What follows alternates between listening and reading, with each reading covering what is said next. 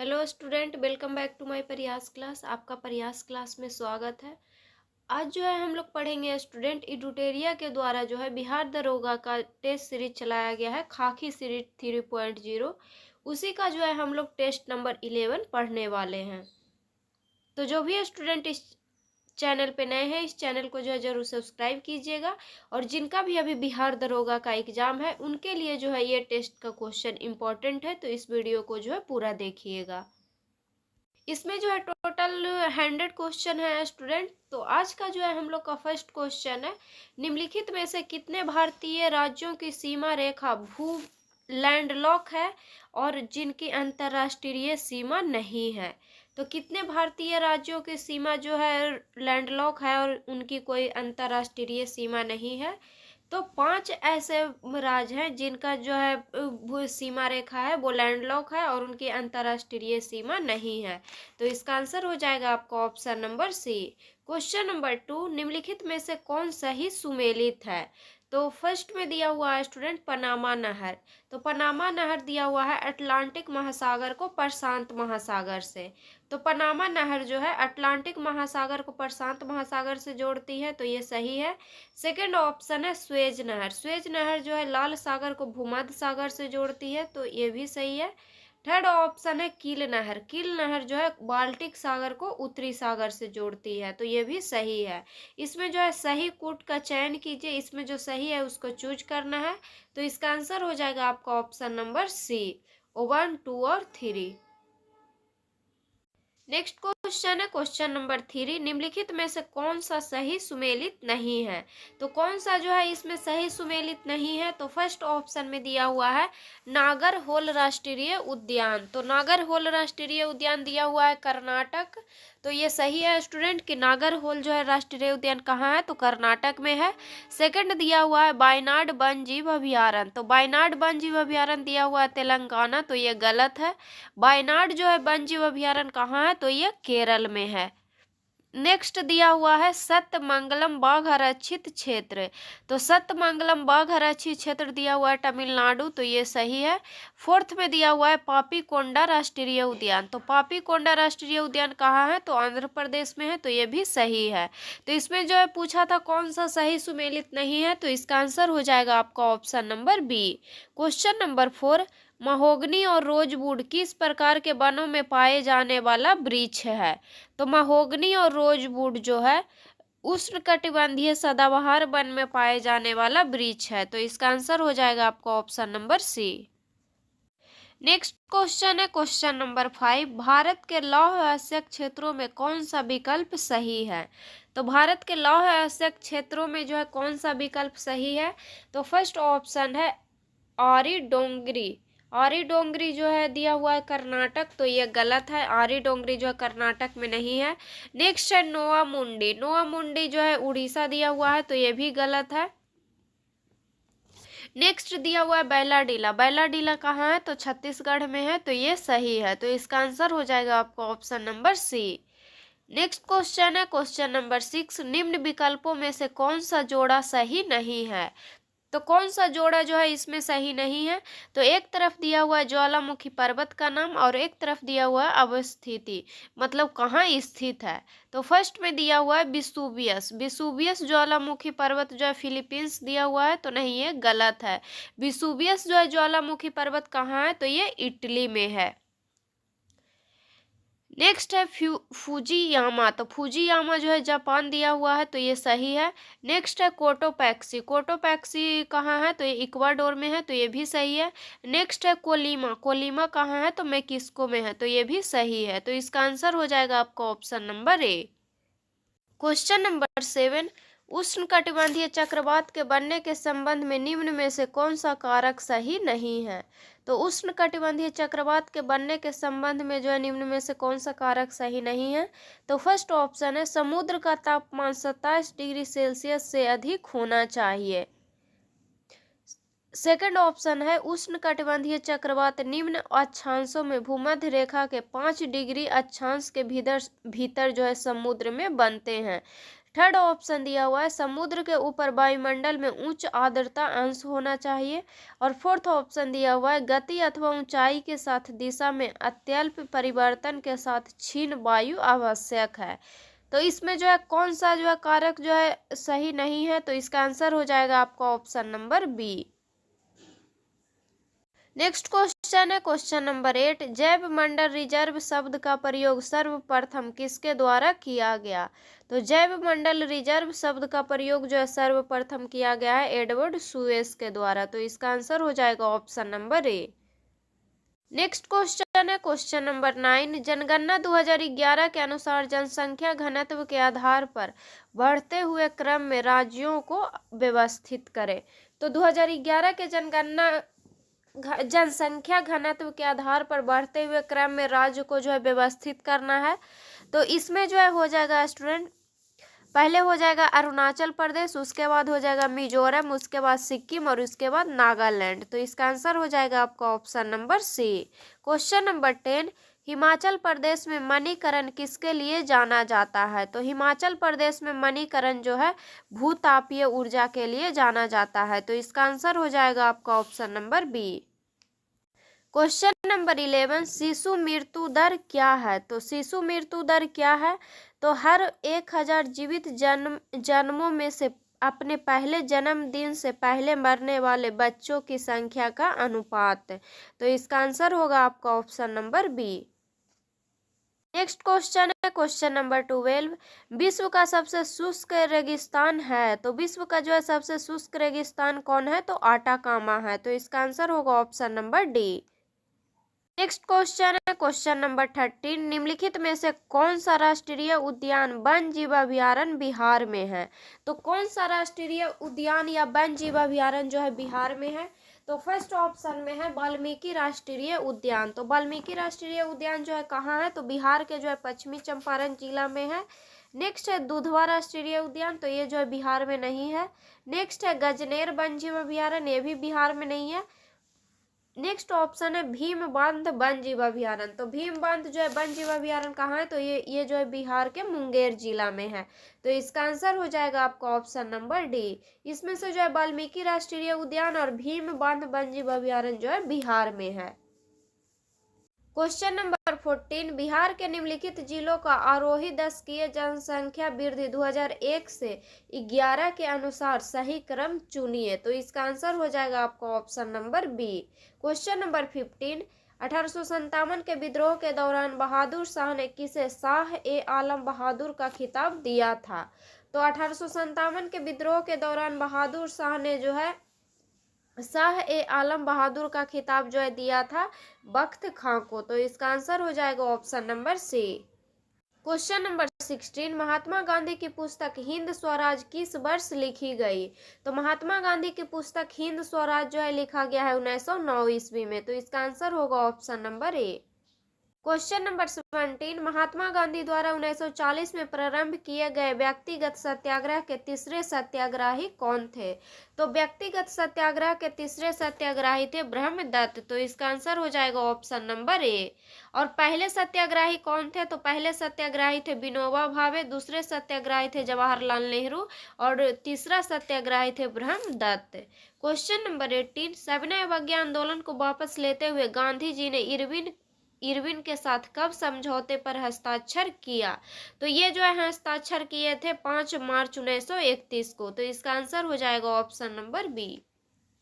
Question number 19, Purna Swaraj की मांग को कांग्रेस के द्वारा औपचारिक रूप से किस अधिवेशन में मान लिया गया। तो पूर्ण स्वराज की मांग को जो है कांग्रेस के द्वारा जो है लाहौर अधिवेशन में जो है मान लिया गया। तो इसका आंसर हो जाएगा ऑप्शन नंबर बी। और लाहौर अधिवेशन कब हुआ था, तो 1929 ईस्वी में हुआ था। क्वेश्चन नंबर 20, रूसी क्रांति के दौरान शांति भूमि और रोटी का नारा किसने दिया। तो रूसी क्रांति के दौरान शांति भूमि और रोटी का नारा जो है दिया था बालसेविक ने। तो इसका आंसर हो जाएगा option number B. Question number 21, निम्नलिखित संधियों को कालानुक्रम में सजाएं तथा दिए गए विकल्पों में से सही उत्तर का चयन करें। तो फर्स्ट में दिया हुआ है अमृतसर संधि। तो अमृतसर जो है संधि कब हुआ था, तो ये हुआ था 1809 ईस्वी में। नेक्स्ट है बेसिन की संधि। तो बेसिन की संधि कब हुआ था, तो ये हुआ था 1802 ईस्वी में। नेक्स्ट है श्रीरंगपट्टन की संधि, तो ये जो है कब हुआ था, ये हुआ था 1792 ईस्वी में। नेक्स्ट है सालवाई की संधि, सालवाई की संधि कब हुआ था, तो ये हुआ था 1782 ईस्वी में। तो इसको जो है कालानुक्रम में जो है सजाना है, तो इसका आंसर हो जाएगा आपका ऑप्शन नंबर सी। पहले होगा जो है सालवाई की संधि, उसके बाद होगा श्रीरंगपट्टन की संधि, उसके बाद होगा स्टूडेंट श्रीरंगपट्टन की संधि, उसके बाद जो है होगा बसीन की संधि, और उसके बाद होगा अमृतसर की संधि। तो इसका आंसर हो जाएगा option number C. Question number 22, निम्नलिखित में से कौन सा एक युग्म सही सुमेलित नहीं है। तो कौन सा युग्म जो है इसमें सही सुमेलित नहीं है, तो फर्स्ट ऑप्शन है भगत सिंह। भगत सिंह जो दिया हुआ है दी इंडियन सोशियोलॉजिस्ट। सेकेंड ऑप्शन है सुभाष चंद्र बोस इंडियन स्ट्रगल। तो इंडियन स्ट्रगल जो है पुस्तक है, इसके लेखक कौन है, तो सुभाष चंद्र बोस है, तो ये सही है। थर्ड में दिया हुआ है बंदी जीवन, बंदी जीवन के जो है लेखक कौन थे, तो सचिंद्र नाथ सान्याल थे, तो ये भी सही है। नेक्स्ट है इंडिया डिवाइडेड, इंडिया डिवाइडेड पुस्तक के लेखक डॉक्टर राजेंद्र प्रसाद हैं, तो ये भी सही है। तो इसमें से जो है दी इंडियन सोशियोलॉजिस्ट पुस्तक के लेखक जो है भगत सिंह नहीं है, तो इसका आंसर हो जाएगा option number A. Question number 23, निम्नलिखित में से कौन सा प्राचीन भारत में बौद्ध शिक्षा का प्रसिद्ध केंद्र नहीं था।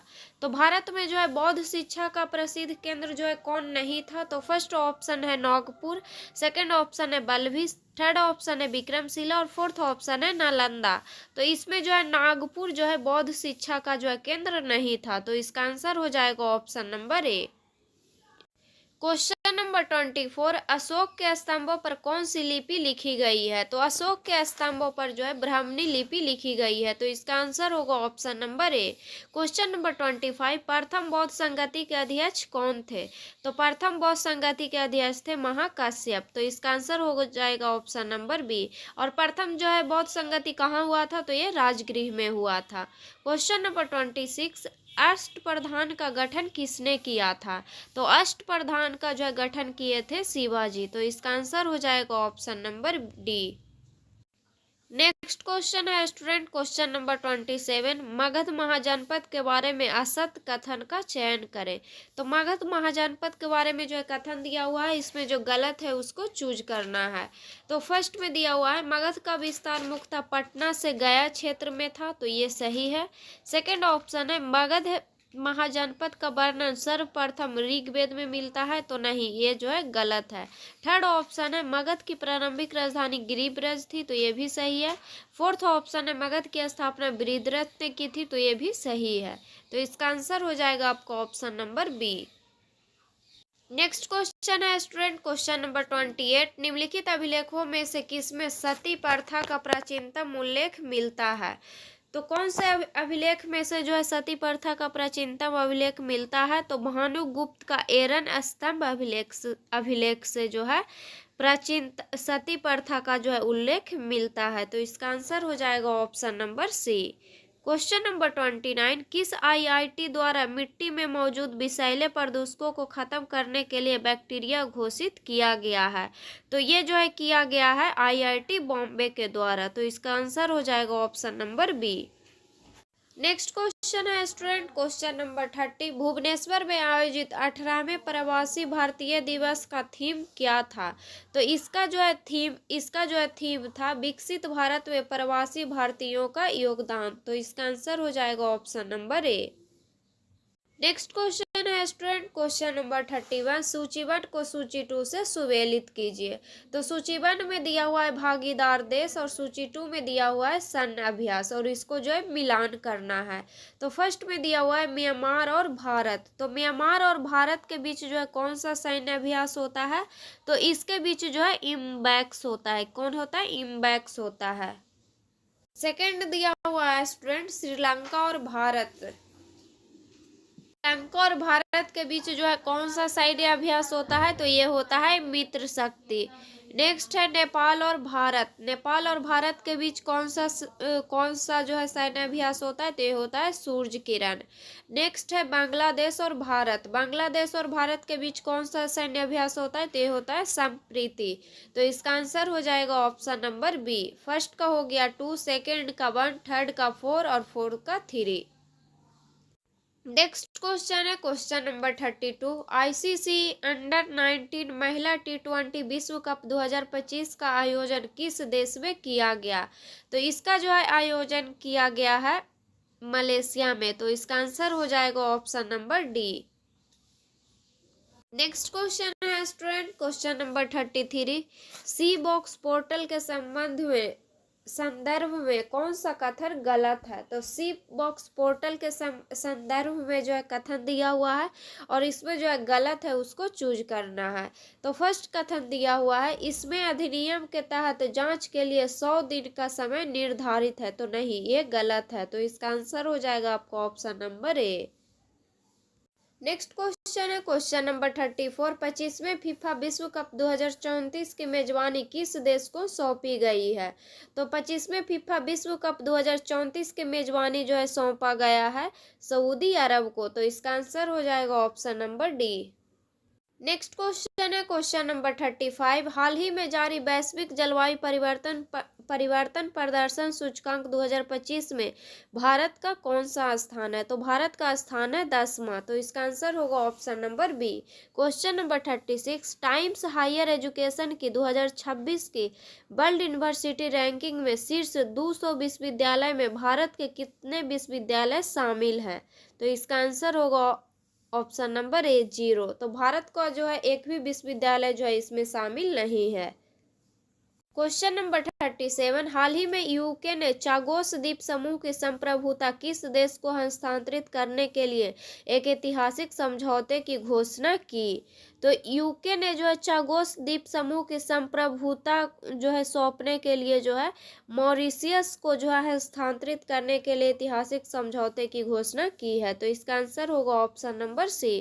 Question number 38। हाल ही में तटरक्षक बल में शामिल अदम्य श्रेणी का दूसरा गश्ती पोत का नाम क्या है, तो इसका नाम है ICGS अक्षर। तो इसका आंसर होगा option number B. Question number 39। हाल ही में केंद्रीय मंत्रिमंडल ने भारत में शास्त्रीय भाषा के रूप में कितने भाषा को मंजूरी दी है, तो भारत में जो है शास्त्रीय भाषा के रूप में जो है 5 भाषा को मंजूरी दी है। तो इसका आंसर होगा option number C. Next question है क्वेश्चन नंबर 40।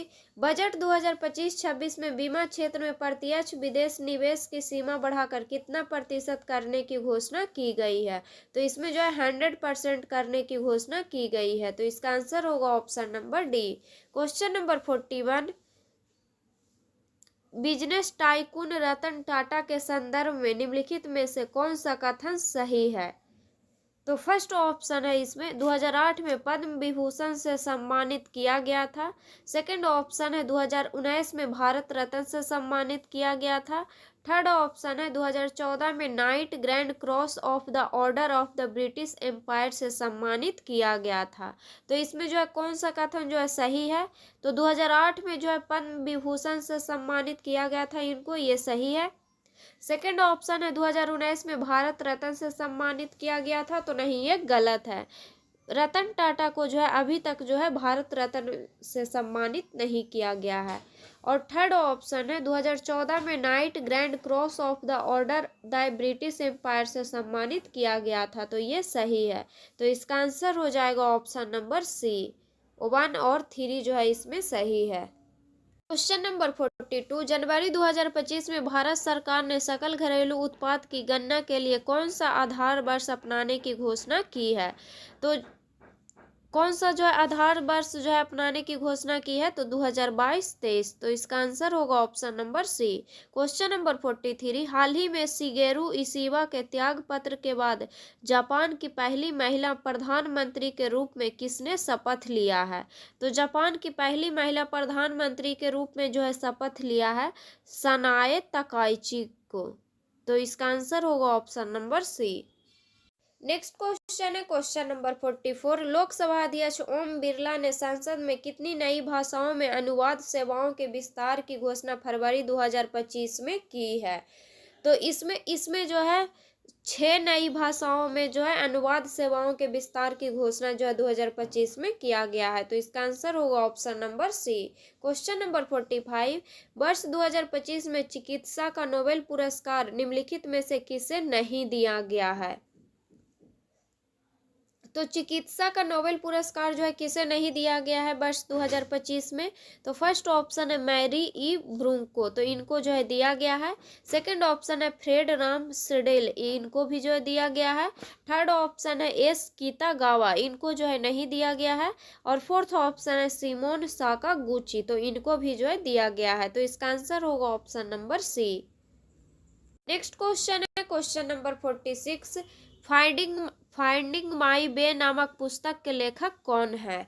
तो इसके जो है लेखक है मलाला यूसुफजई, तो इसका आंसर होगा option number D. Question number 47।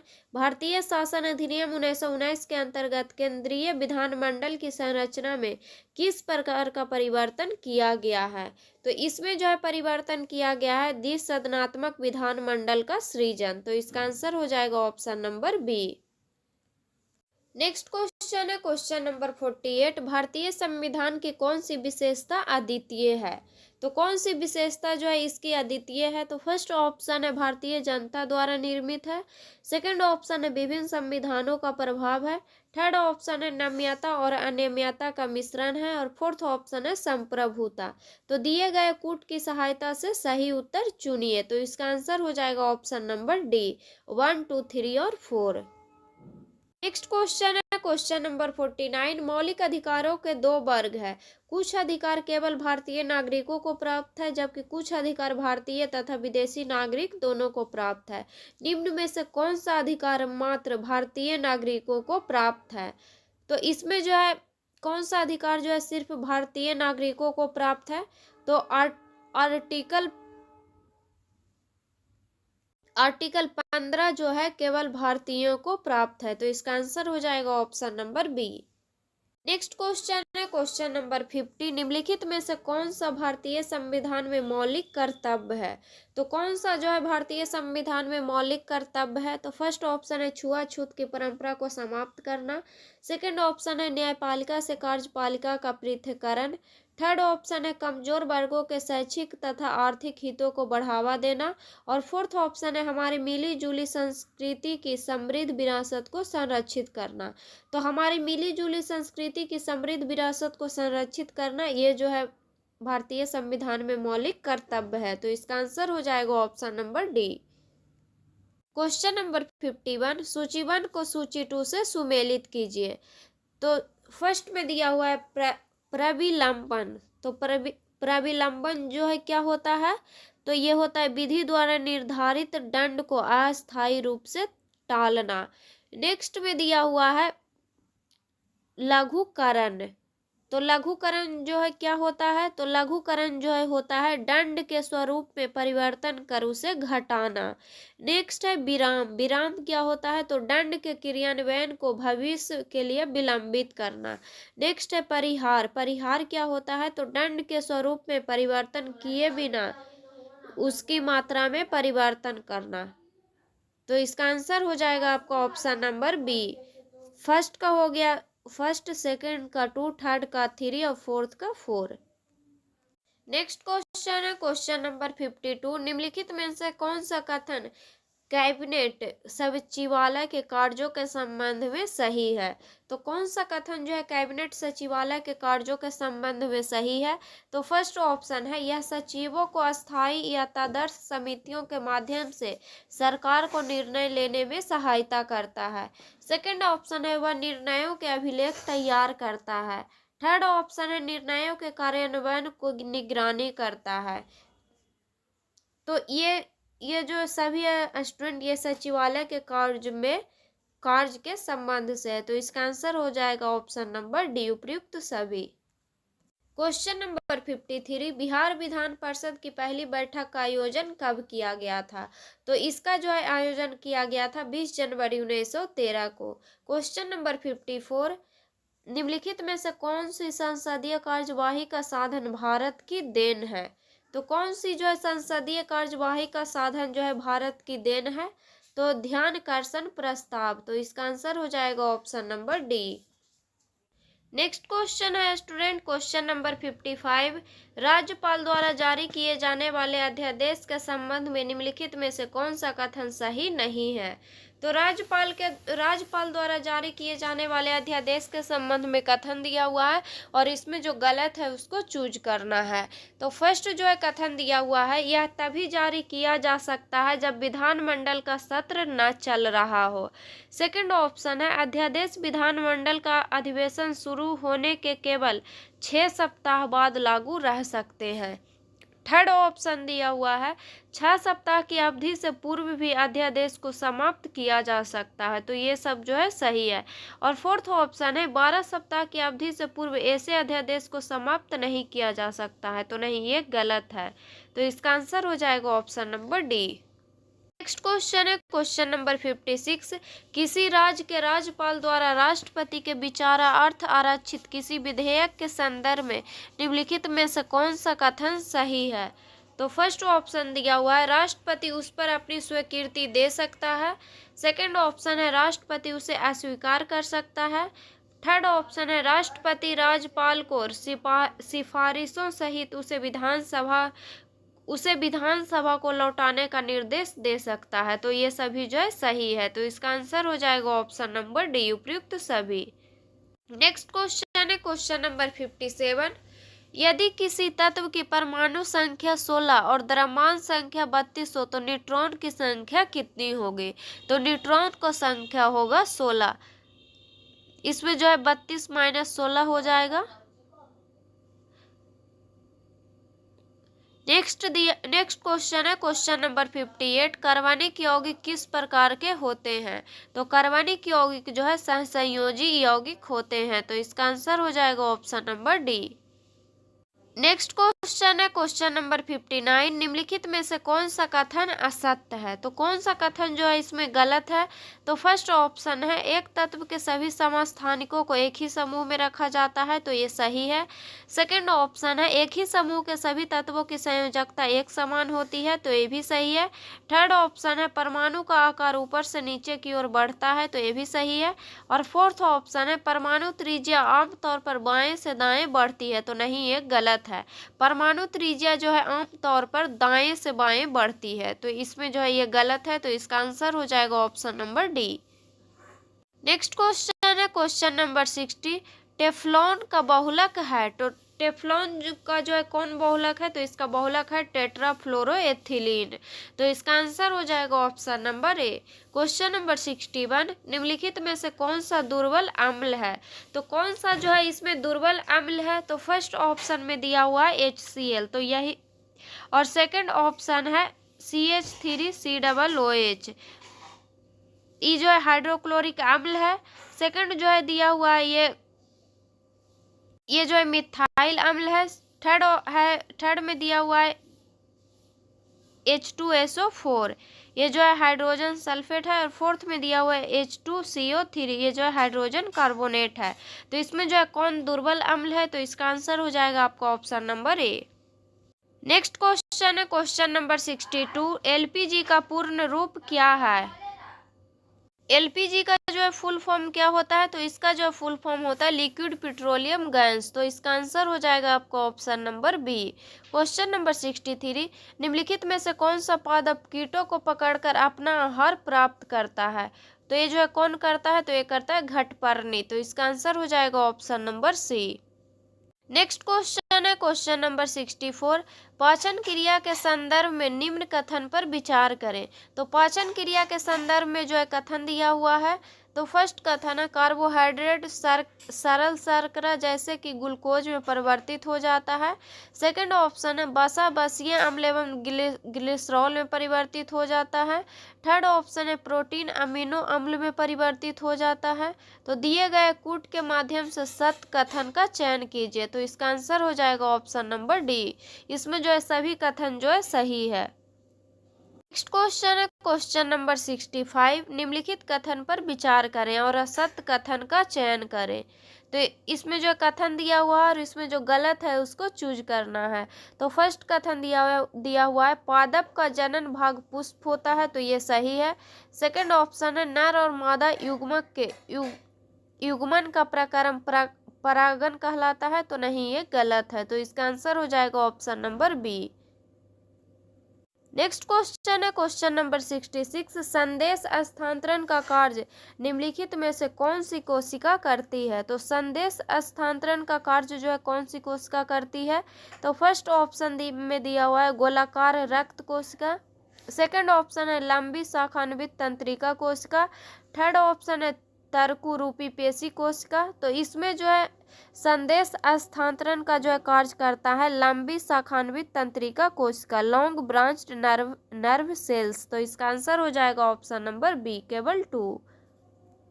Question number 67। रसधानियों के संदर्भ में निम्नलिखित में से कौन सा कथन सही है। तो रसधानी के संदर्भ में जो है कथन दिया हुआ है और इसमें जो है सही है उसको चूज करना है। तो फर्स्ट ऑप्शन है जंतु कोशिकाओं में यह छोटी जबकि पादप कोशिकाओं में ये बहुत बड़ी होती है, तो ये सही है। तो इसका आंसर हो जाएगा आपका ऑप्शन नंबर ए, केवल 1। Question number 68। निम्नलिखित में से कौन सा आहार नाल का सबसे लंबा भाग है। तो आहार नाल का जो है सबसे लंबा भाग कौन है, तो क्षुद्रांत है। तो इसका आंसर हो जाएगा ऑप्शन नंबर 1, जिसको जो है स्मॉल इंटेस्टाइन भी बोलते हैं। Question number 69। निम्नलिखित युग्मों पर विचार कीजिए। तो फर्स्ट में दिया हुआ है अबटू ग्रंथि। अबटू ग्रंथि जो है दिया हुआ है थायरॉक्सिन हार्मोन, तो ये सही है। सेकंड दिया हुआ है पीयूष ग्रंथि। पीयूष ग्रंथि जो है वृद्धि हार्मोन, ये भी सही है। नेक्स्ट है अग्नाशय। अग्नाशय दिया हुआ है इंसुलिन।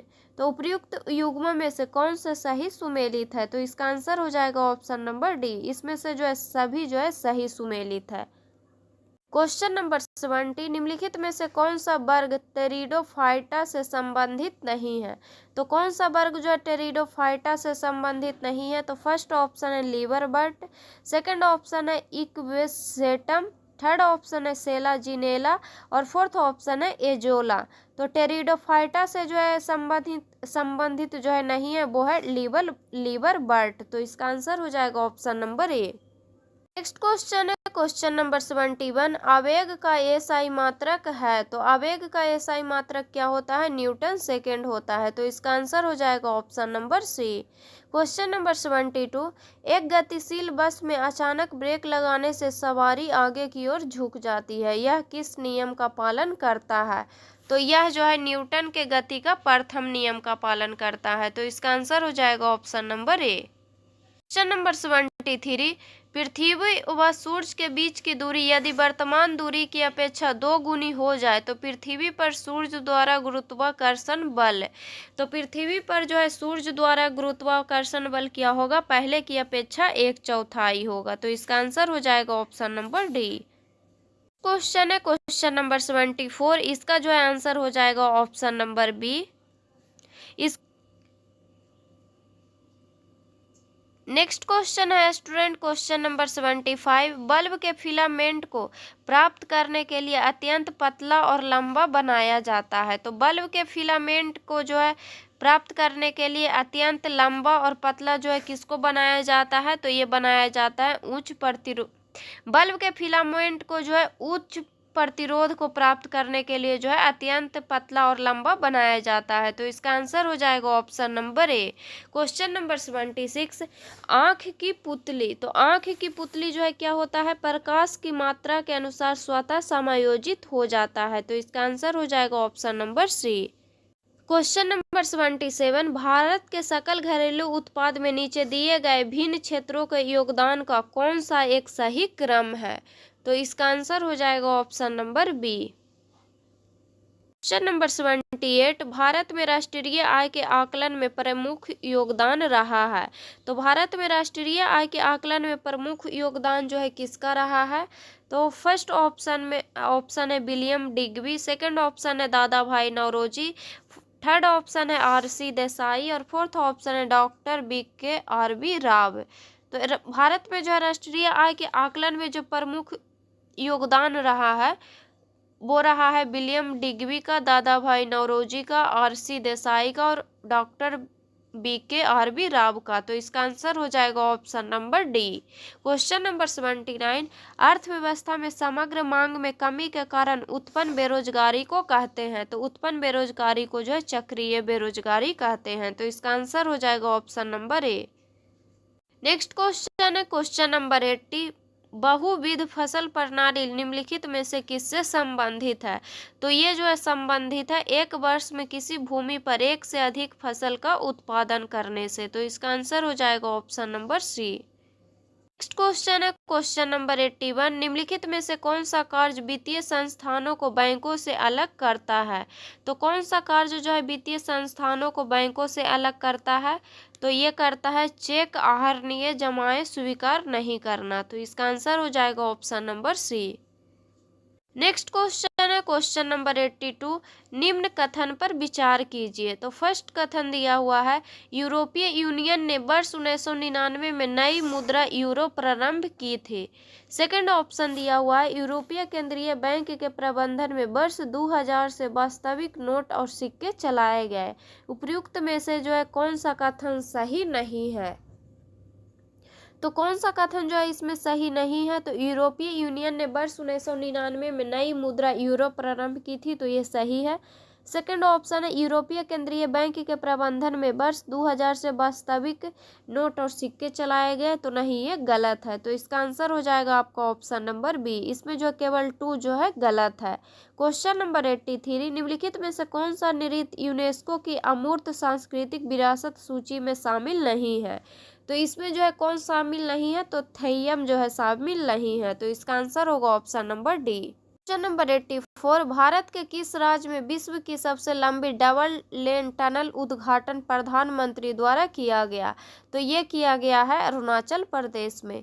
क्वेश्चन नंबर 85, प्रत्येक वर्ष विश्व कपास दिवस कब मनाया जाता है। तो विश्व कपास दिवस जो है मनाया जाता है 7 अक्टूबर को।